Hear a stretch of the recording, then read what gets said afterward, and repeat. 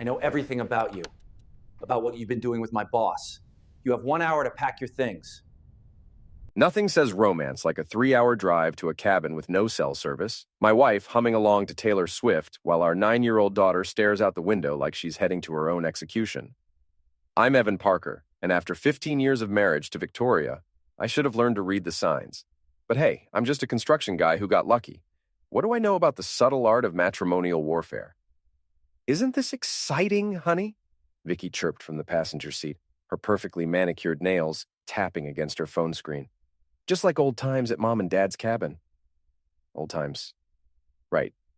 Back when we were young and stupid enough to think love conquered all, before I built Parker Construction into a multi-million-dollar company, and before my wife decided that my CEO, Trent McAllister, was more interesting than the guy who signed his paychecks. Wait, did I just think that? I glanced in the rearview mirror at Ellie, who was unusually quiet. My daughter inherited my dark hair and Vicky's sharp green eyes, but she got something else entirely, a BS detector that could rival a polygraph machine. She was fidgeting with something in her lap, shooting me worried looks every few minutes. Dad, she said suddenly, can we stop at that gas station? I really need to use the bathroom. Vicky sighed dramatically. We just left an hour ago, Ellie. Can't you wait? No, Mom, it's an emergency. I caught Ellie's eyes in the mirror. There was something urgent there, something that made my stomach clench. Sure, kiddo, I could use some coffee anyway. The Sunoco station looked like every other rural pit stop. Flickering neon signs, a few pickup trucks, and the kind of coffee that could strip paint. I pulled up to the pump and Ellie practically launched herself out of the car. I'll take her in, I told Vicky, who was already back to scrolling through her phone. Inside the station, Ellie grabbed my hand and pulled me toward the back corner, near the beef jerky display. Her face was pale, and she kept glancing toward the door. Dad, I need to show you something, but you have to promise not to get mad. My blood went cold. What is it, sweetheart? She pulled out a phone, not her regular kid-friendly device, but a sleek iPhone I'd never seen before. I found this in Mom's purse yesterday when I was looking for gum. I wasn't trying to spy, I swear, but it kept buzzing and the screen lit up and I saw... She handed me the phone, and my world tilted sideways. The text thread was between V and T-Mac, Trent's nickname around the office. But these weren't business messages. These were explicit, detailed, and left absolutely nothing to the imagination. Photos, plans for secret meetings, and worst of all, discussions about handling Evan and the divorce settlement. My hands shook as I scrolled through weeks of messages. They'd been planning this for months. The anniversary trip, the cabin, all of it was a setup. Vicky was planning to serve me divorce papers in the most humiliating way possible, probably with Trent waiting in the wings to console her. Dad, are you okay? I looked down at my daughter's worried face and forced myself to breathe. How long have you known? Just since yesterday. I wanted to tell you before we left, but Mom was always around and I didn't know how. Tears welled up in her eyes. I'm sorry, Dad. I should have said something sooner. I knelt down and pulled her into a hug. You did nothing wrong, kiddo. Nothing at all. You're the bravest kid I know. My mind was already racing, calculating possibilities. I took photos of the most damning messages with my own phone, making sure to capture the timestamps and phone numbers. Evidence. I'd need evidence for what was coming next. Ellie, I need you to do something for me. Text Grandma and Grandpa, my parents, not Mom's, and ask them to come pick you up at the cabin tonight. Tell them it's a surprise visit. Can you do that? She nodded, still sniffling. Are you and Mom getting divorced? I don't know yet, sweetheart, but whatever happens, you're going to be okay, I promise. We bought some snacks and coffee, and I forced myself to act normal as we walked back to the car. Vicky barely looked up from her phone as we got in. Everything okay? She asked absently. Perfect, I said, starting the engine. Just perfect. The rest of the drive passed in a blur of forced conversation and dark thoughts. Vicky kept checking her phone and smiling at messages I now knew weren't from her girlfriends. Every laugh felt like a knife between my ribs. The cabin sat on the shore of Lake Champlain, surrounded by towering pines, and the kind of isolation that made horror movies possible. Vicky's parents had bought it in the 70s, back when lakefront property was affordable and cell towers were science fiction. As we pulled into the gravel driveway, I noticed fresh tire tracks in the dirt. Recent tracks, big enough for a BMW 7 Series. Looks like someone's been up here recently, I said casually. Vicky's face went pale for just a second. Probably Dad checking on the place. You know how he worries about break-ins? Right. Her father, who lived in Florida and hadn't been north of the Mason-Dixon line in 3 years. We unloaded the car in tense silence. The cabin looked the same as always. Rustic logs, green shutters, a wraparound porch that had seen better decades. But something felt wrong. The kind of wrong that makes your skin crawl and your instincts scream. Inside, Vicky immediately disappeared into the kitchen, claiming she needed to check if the refrigerator was working. I could hear her whispering into her phone, probably warning her lover that I was acting suspicious. Ellie tugged on my sleeve. Dad, Grandma texted back. She and Grandpa are driving up tonight. They'll be here around 8. Good girl. I ruffled her hair and tried to smile. Why don't you go pick out a movie for us to watch? As Ellie headed toward the living room, I crept closer to the kitchen. Vicky was still on the phone, her voice low and urgent. I don't know. He seems different. Quiet. Maybe we should wait until tomorrow. No, I can't just leave now. That would be too obvious. Fine, but be careful. If he sees you... A car door slammed outside. My wife's face went white as she ended the call. Evan, did you hear something? Just the wind, I lied, moving to the window. Through the trees, I could see the distinctive shape of Trent's BMW parked about 100 yards down the dirt road. The coward was actually here, probably planning to play the knight in shining armor when Vicky served me the papers. But I had news for both of them. This anniversary was about to become unforgettable. The next few hours were a masterclass in acting. I grilled burgers on the deck, played board games with Ellie, and made small talk with my cheating wife while my mind worked overtime planning their destruction. Vicky kept checking her phone and jumping at every sound from the woods. Around 7:30, I excused myself to use the bathroom, but slipped out the back door instead. Time for a little reconnaissance. Trent's BMW was still parked down the road, hidden behind a cluster of birch trees. The arrogant fool had even brought an overnight bag. I crept closer, staying in the shadows, until I could see him sitting in the driver's seat, scrolling through his phone. Trent McAllister, 43 years old, Harvard MBA, and the biggest mistake I'd ever made in hiring. I'd brought him in 2 years ago to handle the business side while I focused on the actual construction work. He was smooth, charming, and apparently irresistible to wives who'd grown bored with their blue-collar husbands. Well, let's see how charming he felt after this. I had my keys with me, old habits from growing up in a rough neighborhood. It took me about 30 seconds to key a deep scratch along the entire length of his pristine black paint job. Another minute to let the air out of all 4 tires. And for the grand finale, I grabbed the dead fish I'd spotted by the lake earlier, a nice, ripe bass that had seen better days, and wedged it deep into his air conditioning intake. Enjoy that smell, you piece of crap. I was back inside before anyone noticed I was gone. Vicky was pacing the living room, clearly agitated about something. Where were you? She asked sharply. Bathroom. Why? I thought I heard something outside. Probably just a raccoon. You know how they get into the garbage. At exactly 8 o'clock, my parents' headlights swept across the cabin windows. Vicky looked confused as car doors slammed and familiar voices called out greetings.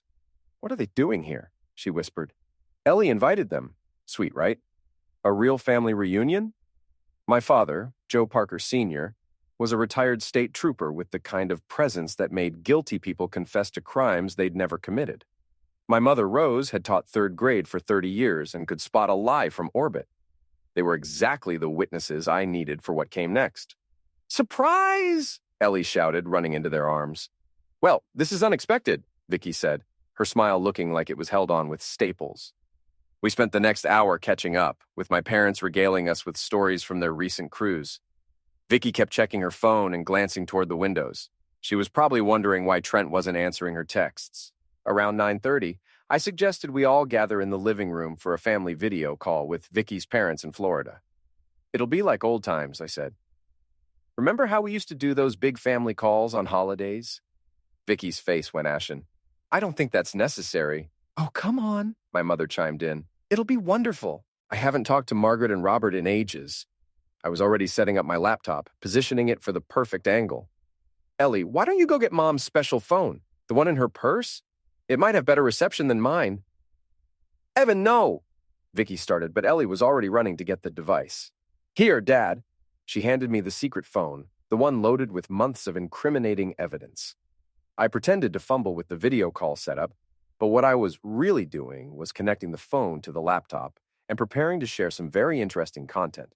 Modern technology is wonderful when you know how to use it. Let's see. Okay, I think we're connected. Margaret, Robert, can you see us? Vicky's parents appeared on screen looking confused but pleased. They were old money Connecticut, the kind of people who still dress for dinner and considered my construction background slightly scandalous but tolerable. How lovely, Margaret cooed. Victoria, dear, you look tired. I'm fine, Mother, Vicky said through gritted teeth. Actually, I said, Victoria's been very busy lately, haven't you, honey? Lots of extracurricular activities. And then I did it. I shared the screen from the secret phone, displaying the text thread for everyone to see. Explicit messages, photos, detailed plans, everything laid out in high definition for both sets of parents and my daughter to witness. The silence was deafening. Margaret's face went white, then red, then purple.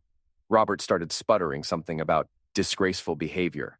My own parents sat in stunned silence, my father's cop instincts clearly kicking in as he processed what he was seeing. Vicky lunged for the laptop, but I was ready for her. Careful, honey. We wouldn't want to break anything. You fool, she screamed. You went through my private things. Actually, Ellie found your phone. Kids these days, so tech-savvy. Though I have to say, leaving explicit photos where a 9-year-old could find them, that's a new low, even for you. My daughter was staring at her mother with a mixture of confusion and disgust. She didn't understand everything she was seeing, but she understood enough. Victoria Elizabeth Morrison Parker. Margaret's voice cracked through the laptop speakers like a whip. What is the meaning of this? I can explain. With your husband's employee in our family cabin, have you lost your mind? Outside, I could hear Trent's car engine trying to turn over. Apparently, he discovered my little gifts. The engine wheezed and died. Wheezed and died. Then came the cursing. Sounds like your boyfriend's having car trouble, I said cheerfully. Vicky was crying now, ugly tears that ruined her carefully applied makeup. You don't understand. You're never home. You don't pay attention to me anymore. So, you decided to screw my CEO and plan to take half my company in the divorce? Yeah, I can see how that's my fault. My father cleared his throat. Son, maybe we should take Ellie outside. No, I said firmly. She deserves to know who her mother really is. Through the laptop screen, I could see Margaret whispering furiously to Robert. Their faces were masks of disgust and shame. In their world, image was everything, and Vicky had just destroyed theirs along with her own. We're cutting you off, Margaret announced suddenly. The trust fund, the credit cards, everything. Robert, call the lawyers first thing Monday morning. Mother, please. You've made your choice, Victoria. Live with it. The screen went dark as they ended the call. My parents gathered Ellie and quietly left for their hotel, my father squeezing my shoulder on the way out. Call if you need anything, son, anything at all. When we were alone, Vicky turned on me with fury I'd never seen before. You've ruined everything. My family, my reputation. You ruined it the moment you started screwing Trent. I just made sure everyone knew about it.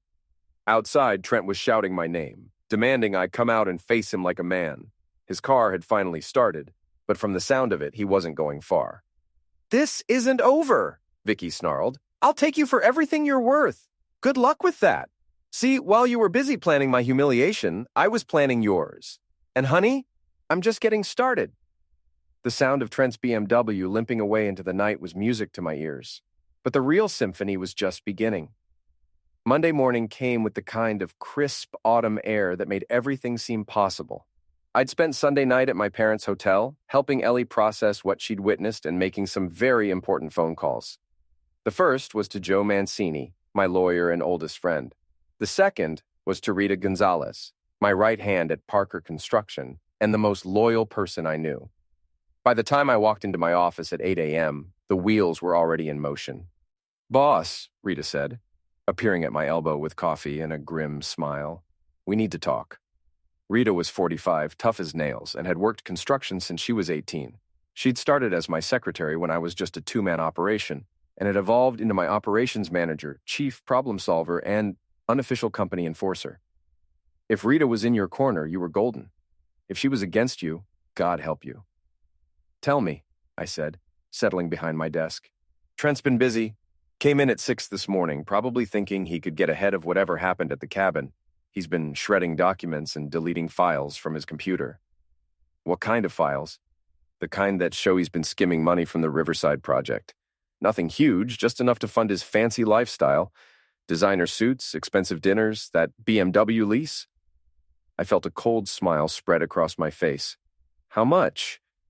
About $40,000 over 6 months, all buried in inflated vendor costs and phantom overtime charges. Perfect. Adultery was messy and emotional, but embezzlement? That was clean, criminal, and career-ending. Where is he now? Conference room, setting up for the 9 o'clock staff meeting. He doesn't know that I know about the money, and he definitely doesn't know about the cabin. Good. Let's keep it that way for now. At exactly 9 a.m., I walked into the conference room where my senior staff was gathered. 12 people who'd helped me build Parker Construction from nothing into one of the most successful firms in the region. They deserved to know what kind of snake they'd been working with. Trent was at the head of the table, looking perfectly composed in his $1,000 suit. His only tell was a slight tightness around his eyes and the faint smell of air freshener that wasn't quite covering something else. Something fishy. "Good morning, everyone," I said, taking my usual seat. "Before we start with the project updates, I have some personnel news to share." Trent's jaw tightened almost imperceptibly. "As you all know, trust is the foundation of any successful business. Our clients trust us with their projects, their budgets, and their dreams. In return, we trust each other to act with integrity and honor." I pulled out a folder thick with documents, bank statements, invoices, and email printouts that Rita had compiled over the weekend. Unfortunately, it's come to my attention that someone in this room has violated that trust in the most serious way possible. The room was dead silent. Even the air conditioning seemed to hold its breath. "Trent," I said, turning to face him directly, "would you like to explain why the Riverside project shows $40,000 in costs that don't actually exist?" His face went white, then red, then back to white. "I don't know what you're talking about." "Really? Because I have invoices here from vendors who say they never did the work they were supposedly paid for. I have overtime records for employees who were actually on vacation. And I have bank records showing mysterious deposits into your personal account that coincidentally match these phantom expenses." I slid the documents across the table. Several of my foremen leaned forward to get a better look, their faces growing darker by the second. "This is ridiculous," Trent stammered. "Those are legitimate business expenses. Like the dinner at Le Bernardin in Manhattan? The one you claimed was a client meeting, but was actually a romantic evening with my wife?" The words hit the room like a physical blow. Rita's eyes went wide with satisfaction. Mike Torres, my head foreman, actually whistled low under his breath. "That's right," I continued, standing up now. "While Trent here was stealing from the company, he was also screwing my wife. Apparently, $40,000 is the going rate for a home-wrecking CEO these days." Trent shot to his feet. "You can't prove any of this." "Actually, I can." I pulled out my phone and connected it to the conference room's audio system. "Recognize this number, Trent? It's the one you've been texting my wife from." I played one of the voice messages he'd left on Vicky's secret phone. Not the explicit ones, but one where he clearly discussed using company funds to pay for their hotel rooms and dinners. The room erupted. Mike stood up, his face flushed with anger. "You piece of crap. We've been busting our asses while you've been stealing from us?" "Sit down, Mike," I said calmly. "We're going to handle this the right way."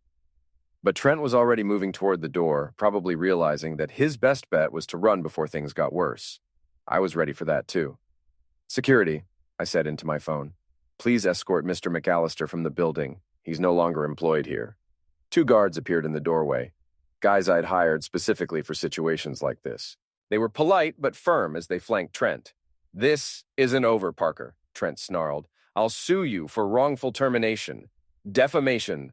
Good luck with that. Rita, would you please call Detective Morrison at the state police? I believe we have a case of embezzlement to report." The color drained from Trent's face. Criminal charges meant jail time, not just a civil lawsuit. "You're making a mistake," he said, but his voice had lost all its confidence. "The only mistake I made was trusting you with my business and my family. But don't worry, I'm about to fix both of those problems." As security escorted him out, I turned back to my staff. They were staring at me with a mixture of shock, respect, and anticipation. "Anyone else have anything they need to confess?" I asked. Silence. "Good. Rita, please arrange for a full audit of all accounts and projects. I want to make sure Trent was the only thief in the henhouse. Mike, I'm promoting you to interim project manager. Everyone else, we have work to do." As the meeting broke up, Rita lingered behind. Boss, there's something else you should know. Trent made some calls this morning before you got here. I think he was trying to line up support, maybe planning to take some of our clients with him. Which clients? The Riverside project, for starters, and possibly the new mall development. I felt my anger spike again. It wasn't enough for him to steal my money and my wife. He wanted to destroy my business, too. Get me a list of every client he contacted. And Rita, start making some calls of your own. I want everyone in this industry to know exactly what kind of man Trent McAllister is. She grinned. With pleasure, boss. By noon, the story was spreading through the construction community like wildfire. Rita had friends at every major firm in the region, and she wasn't shy about sharing details of Trent's crimes. By evening, it would be all over social media thanks to Lila, Vicky's former best friend, who'd apparently decided that loyalty wasn't worth protecting a cheater. My phone buzzed with a text from Joe Mancini. Divorce papers filed, asset freeze in motion. She's going to be very unhappy. I smiled and typed back, good. Unhappy is exactly what I'm going for. The war was just beginning, and I intended to win every battle. 3 days later, I was working late at the office when Rita poked her head in. Boss, you might want to see this. She handed me her phone, showing a Facebook post from one of our competitors. It was a professional headshot of Trent with the caption, "Pleased to welcome Trent McAllister as our new Vice President of Development. His experience and client relationships will be invaluable as we expand our operations." I felt my blood pressure spike. When was this posted? 20 minutes ago. But here's the interesting part. Look at the comments. I scrolled down and nearly laughed out loud. The comments section was a bloodbath. Rita's network had been busy, and every construction worker, project manager, and contractor in the region seemed to have something to say about Trent's experience. Didn't this guy just get fired for embezzlement? One comment read. My buddy works at Parker Construction, says this dude was stealing money and screwing the boss's wife, read another. Good luck with that hire, nice LOL. Within an hour, the post had been deleted, but screenshots were already circulating. Trent's new job was probably going to be very short-lived. I was about to head home when my phone rang. Unknown number. Evan Parker. You think you're pretty smart, don't you? Trent's voice was slurred with alcohol and rage. Smart enough to catch you stealing from me. Where are you calling from, Trent? Jail? You ruined my life, you blue-collar piece of crap. My job, my reputation, everything. You ruined your own life when you decided to stick your dick where it didn't belong. I just made sure everyone knew about it. This isn't over.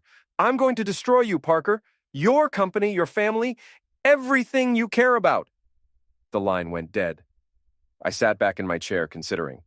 Trent was drunk, desperate, and apparently stupid enough to make threats over the phone. That combination made him dangerous in the short term, but ultimately self-destructive. Still, I'd learned not to underestimate desperate men. I called Mike Torres. Hey, Mike, you busy tonight? Just watching TV with the wife. What's up, boss? Trent just called me, making threats. I'm thinking he might try something stupid. Want to take a ride with me? Mike chuckled. You thinking what I'm thinking? Probably. Meet me at the office in 20 minutes. Mike Torres was 52 years old, built like a brick crap house, and had grown up in the same rough neighborhood I did. He'd been my foreman for 8 years and my friend for longer. If things got physical, there was nobody I'd rather have watching my back. We took my pickup truck and started cruising the bars near Trent's apartment. It didn't take long to find his BMW, still bearing the scratches I'd given it, now parked crooked outside Murphy's Tavern, a dive bar that catered to guys drinking away their problems. There's our boy, Mike said, pointing through the grimy window. Trent was at the bar, gesturing wildly at anyone who'd listen, a row of empty shot glasses in front of him. Let's wait, I said. Drunk drivers don't get very far. Sure enough, 20 minutes later, Trent stumbled out of the bar and nearly fell trying to get his keys out. He managed to start the car on the third try and pulled out of the parking lot like he was driving through molasses. I followed at a distance, keeping my headlights off. Trent was weaving all over the road, clearly too drunk to notice he was being tailed. He turned onto Route 9, heading toward the industrial district where my company had several ongoing projects. Son of a bitch, I muttered. He's going to one of our job sites. Probably planning to vandalize something, Mike agreed. Good thing we followed him. Trent's car turned into the entrance of the Riverside development, the same project he'd been stealing from. It was a 50-acre site that would eventually house a shopping center and office complex, but right now it was just foundation work and heavy equipment. I parked at the entrance and eliminated the engine. Trent had driven deeper into the site, his headlights casting crazy shadows as he navigated between piles of construction materials. "What's the plan, boss?" Mike asked. "We're going to have a conversation, a very educational conversation." We got out and started walking toward Trent's car, staying in the shadows. The night air was cold and sharp, carrying the scent of concrete dust and diesel fuel. Our footsteps crunched on gravel and scattered debris. Trent had parked near a pile of steel reinforcement bars and was standing beside his car, swaying slightly. In his hand was something that looked like a crowbar. "Planning some late-night renovations, Trent?" I called out, stepping into his headlight beams. He spun around, nearly losing his balance. "Parker, I knew you'd follow me, you paranoid fool. Just making sure you don't do anything else stupid, like destroying property that doesn't belong to you. This should have been my project," he screamed, waving the crowbar. "I did all the planning, all the client management. You just signed the checks. I also caught you stealing from it. Funny how that works." Mike had circled around behind him, staying just out of sight. Trent was too drunk and too angry to notice. "You know what your problem is, Parker? You think you're better than everyone else because you got lucky. But you're just white trash with money. And you're a thief and a home wrecker with daddy issues. At least I earned my money." That pushed him over the edge. Trent raised the crowbar and charged at me, screaming incoherently. But drunk men move slowly, and I'd been expecting it. I sidestepped his clumsy swing and grabbed his wrist, twisting until he dropped the weapon. Then I drove my shoulder into his chest, sending him sprawling into the mud beside a half-finished foundation. "Stay down," I warned, but Trent was already struggling to get up, his expensive suit now filthy with construction dirt. "You can't do this to me," he sobbed. "I had a life, a career. You had a life built on lies and theft. Now you get to see what rock bottom looks like." Mike appeared behind him, holding a length of rope. "Boss, we could tie him up, leave him here for the morning crew to find. Might teach him some humility." It was tempting, but I had a better idea. "Trent, here's what's going to happen. You're going to get in your car and drive home. Tomorrow, you're going to call every client you contacted and tell them you lied about me and my company. You're going to apologize for wasting their time, and you're going to recommend they stick with Parker Construction." "Go to hell," he spat. I pulled out my phone and started recording. "Say that again, Trent. I want to make sure the police hear your exact words when I file the restraining order." His face went pale. A restraining order would make it almost impossible for him to find work in the construction industry. "You're also going to stay away from my wife, my daughter, and my business. If I see you anywhere near my family or my job sites, I'll have you arrested for stalking and maltreatment." "This is kidnapping," he said weakly. "This is a citizen's arrest for attempted vandalism and attack with a deadly weapon. Mike here is a witness, and I've got everything on video." I gestured toward his car. "Now get out of here before I change my mind about being reasonable." Trent struggled to his feet, his suit ruined and his dignity in tatters. He looked like a scarecrow that had been left out in a hurricane. "This isn't over," he muttered, but there was no fight left in his voice. "Yeah, it is," I said. "You just don't know it yet." We watched him drive away, his taillights disappearing into the darkness. Mike clapped me on the shoulder. "Think he'll actually make those calls?" he asked. "Probably not, but that's okay. I've got other plans for Mr. McAllister." The real fun was just beginning. The annual Riverside County Charity Gala was the social event of the season. 500 of the area's most influential people gathered in the ballroom of the Grand Lake Hotel to raise money for local causes and see who was sleeping with whom. I'd been attending for years, usually as Vicky's reluctant escort, watching her work the room like a politician running for office.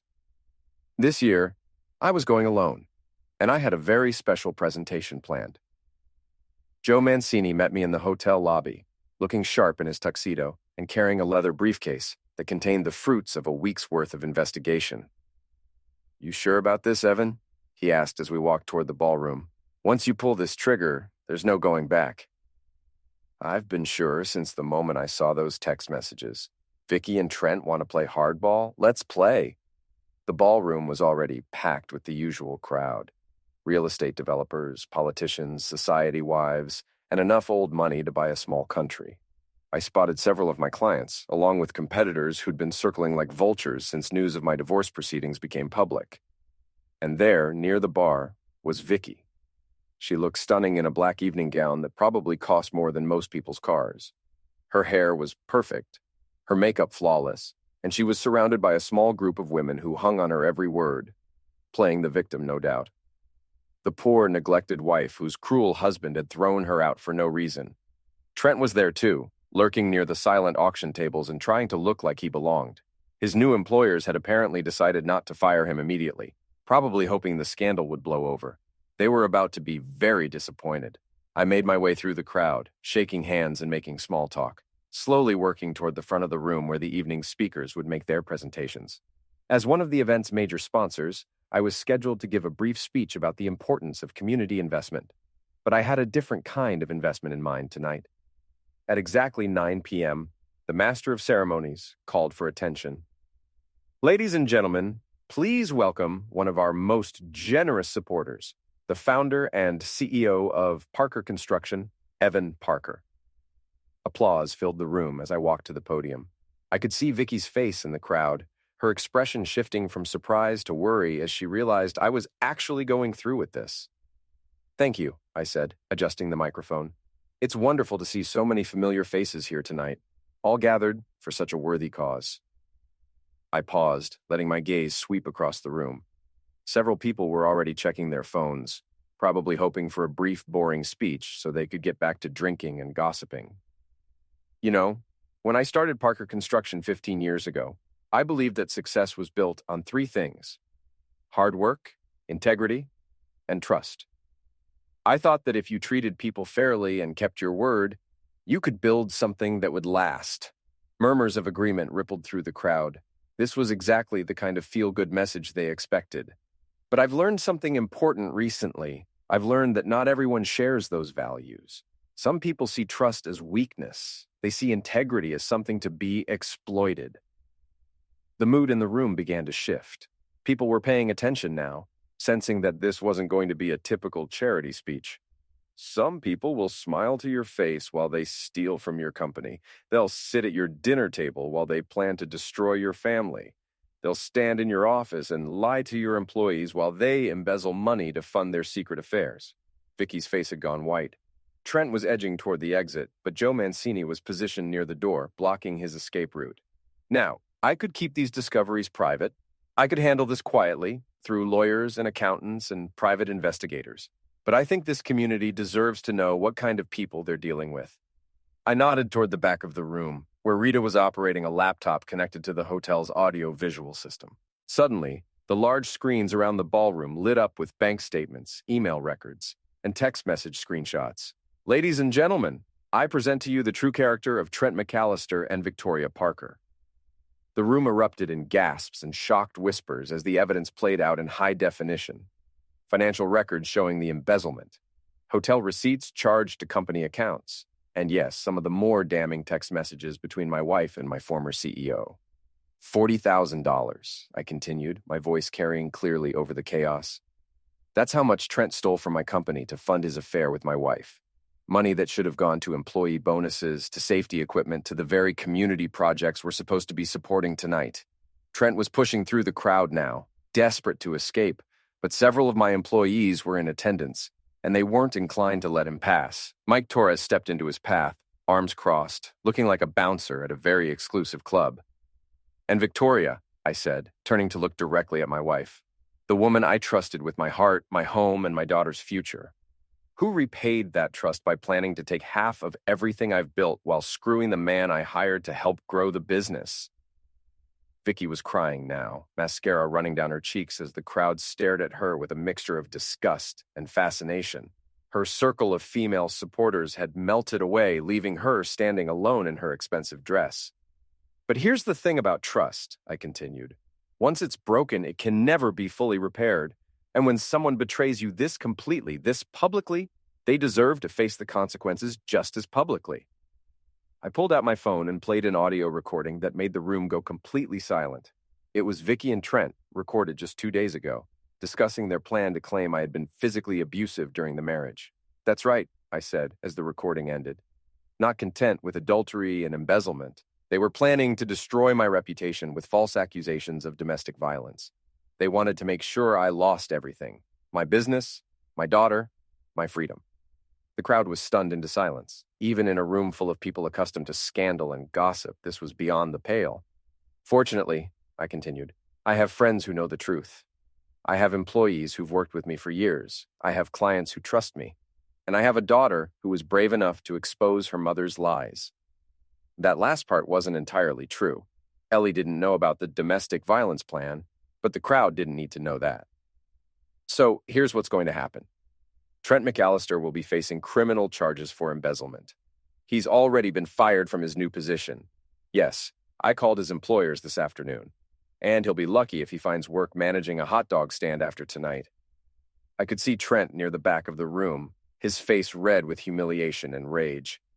Security guards were moving toward him, probably at the hotel management's request. As for Victoria, she'll be getting exactly what she deserves in our divorce proceedings, which is to say, nothing. Thanks to her adultery and her participation in Trent's embezzlement scheme, she's forfeited any claim to my assets. That wasn't entirely accurate either. Divorce law was more complicated than that, but the crowd didn't need to know the details. I want to thank you all for listening tonight. And I want to remind you that in business, as in life, character matters. Trust matters. And when someone shows you who they really are, you should believe them. I stepped away from the podium to thunderous applause. Not the polite charity gala applause I'd expected, but genuine appreciation from people who'd just witnessed the social execution of two very deserving targets. As I walked through the crowd, people shook my hand and patted my back. Several clients made a point of telling me they'd never believe the rumors about my company. Competitors who'd been hoping to pick up my account suddenly looked worried about their own reputations. But the best part was watching Vicky and Trent's complete social destruction play out in real time. Former friends turned away from them. Business associates pretended not to see them. Within minutes, they'd gone from being part of the inner circle to being pariahs that nobody wanted to associate with. Justice had never tasted so sweet. 2 weeks after the gala, I was in my office reviewing the latest project reports when Rita knocked on my door. "Boss, you need to see this." She handed me her phone showing a news article from the local paper. Former CEO sentenced to 2 years for embezzlement. Below it was Trent's mugshot, looking haggard and defeated. He took a plea deal, Rita explained. Apparently, his lawyer convinced him that going to trial would just make things worse. I felt a grim satisfaction reading the details. 2 years in minimum security prison, full restitution to Parker Construction, and 5 years of probation. His career in the construction industry was over, his reputation destroyed, and his future reduced to whatever jobs were available to convicted felons. "What about the wife?" Rita asked. Divorce was finalized yesterday. She gets supervised visitation with Ellie, no alimony, and she had to sign a non-disclosure agreement about the business. Supervised visitation? Judge wasn't impressed with her parenting skills. Apparently, leaving explicit materials where a 9-year-old could find them raises some concerns about judgment and child welfare. My phone buzzed with a text from my lawyer. "Final paperwork, ready for pickup. Congratulations on your freedom." Freedom. It was an interesting word for what I'd achieved. Freedom from a lying wife, a stealing employee, and a marriage that had been built on false pretenses. But it had come at a cost. Months of legal battles, public humiliation for everyone involved, and a daughter who'd had to watch her family implode in the most public way possible. Still, I regretted nothing. That evening, I was at home with Ellie, helping her with homework, when the doorbell rang. Through the window, I could see a familiar figure on my front porch. Vicky, looking nothing like the polished socialite she'd once been. Her hair was unkempt, her clothes were wrinkled, and she had the desperate look of someone who'd run out of options. Behind her was a beat-up Honda Civic that had seen better decades. "Stay inside, sweetheart," I told Ellie, then opened the door, but didn't invite her in. "Evan, please, we need to talk." I think we've said everything we need to say. In court, in front of 500 people at the gala, in the newspapers. I made mistakes. You made choices. There's a difference. She was crying now. The kind of desperate tears that came from realizing you'd destroyed your own life. I lost everything. My parents won't speak to me. My friends won't return my calls. I can't find a job. Consequences have a way of catching up with people. I'm living in a studio apartment above a pizza place, Evan. I'm working as a waitress at a truck stop. This isn't who I am. No, this is exactly who you are. You're just seeing it clearly for the first time. Behind her, I could see neighbors starting to gather on their porches and driveways. Word would spread quickly that Victoria Parker was back in the neighborhood, begging her ex-husband for mercy. "Please," she whispered. "I just want to see Ellie, just for a few minutes." "You can see her during your scheduled visitation, with a court-appointed supervisor present. She's my daughter, too. She's the daughter you were willing to traumatize with your lies and schemes, the daughter you exposed to adult materials because you were too careless to hide your affair properly, the daughter you were going to use as a weapon against me with false misuse allegations." Vicky's face crumpled. She knew I had recordings of those conversations, evidence that would ensure she never got unsupervised access to Ellie again. "I was angry," she said weakly. "I wasn't thinking clearly." "You were thinking very clearly. You and Trent had it all planned out. The affair, the embezzlement, the divorce strategy, even the false accusations. The only thing you didn't plan for was getting caught." A car pulled up behind her Honda, a BMW that looked familiar. My blood pressure spiked as Trent got out, wearing an orange jumpsuit and ankle monitor. Apparently, he'd been released pending his sentencing. "Well, well," I said, stepping out onto the porch. "The gang's all here." "We just want to talk, Parker," Trent said, but he stayed by his car. Smart man. "About what? Your appeal? Your restitution payments? Or are you here to make more threats?" "We want to make a deal." I laughed, a sound with no humor in it. "You want to make a deal. The thief and the cheater want to negotiate with the man they tried to destroy." "We have information," Vicky said desperately, "about some of your competitors. Things that could help your business. I don't need help from criminals and liars. My business is doing just fine without you." And it was true. The publicity from the gala and trial had actually helped Parker Construction. Clients liked the idea of working with a man who'd stood up to corruption and betrayal. We'd picked up 3 new major contracts in the past month. "Daddy?" Ellie's voice came from behind me. She'd been watching from the window, and her face showed a mixture of curiosity and disgust as she looked at her mother. "Go back inside, sweetheart. The adults are having a conversation. Is Mom in trouble again? Mom made some bad choices, and now she has to live with them, just like everyone else." Vicky's face twisted with pain at her daughter's casual dismissal. "Ellie, honey, I love you. I want you to know that everything you did was selfish and stupid," I interrupted. "Don't try to justify it to a 9-year-old. Trent stepped forward, his face flushed with anger.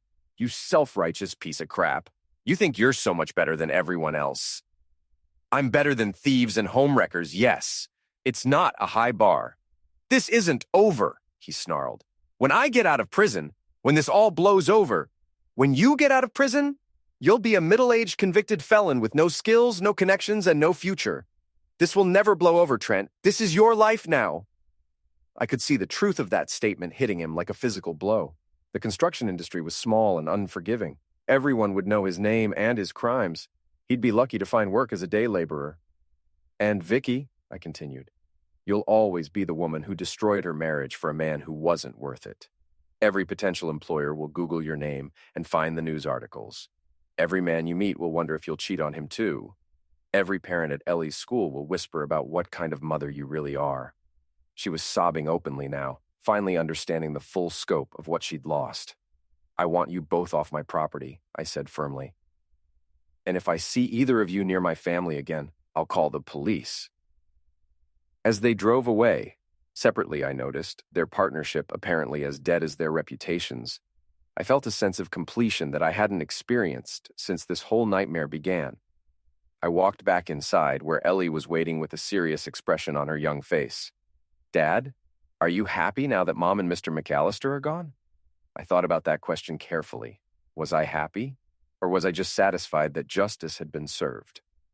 "I'm happy that the truth came out," I said finally. "I'm happy that bad people faced consequences for their actions. And I'm happy that you and I can move forward without lies and betrayal in our lives." She nodded solemnly. "Good.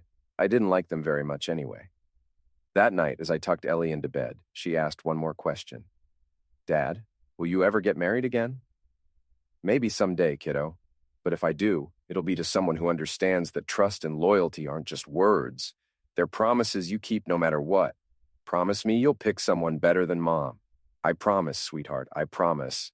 As I turned off her bedroom light and headed downstairs, I reflected on everything that had happened: the betrayal, the investigation, the public humiliation, the legal battles. All of it had led to this moment of peace in my own home with my daughter safe upstairs. Vicky and Trent had gotten exactly what they deserved. They'd chosen to betray trust, steal money, and destroy a family for their own selfish gratification. Now they were living with the consequences of those choices, and they would continue living with them for the rest of their lives. Some people might call what I did revenge. I preferred to think of it as justice served with a side of poetic irony. They'd tried to destroy me publicly, so I destroyed them publicly. They'd tried to steal my money and my family, so I'd taken away their reputations and their futures. Fair trade. I poured myself a glass of bourbon and sat on my back deck, looking out over the lake where this all began. The water was calm, reflecting the stars like scattered diamonds. Somewhere out there, Vicky was probably crying herself to sleep in her studio apartment, and Trent was counting down the days until his prison sentence began. But I was home, with my daughter safe upstairs and my business thriving, finally free from the people who'd tried to destroy everything I'd built. Sometimes the good guys really do win,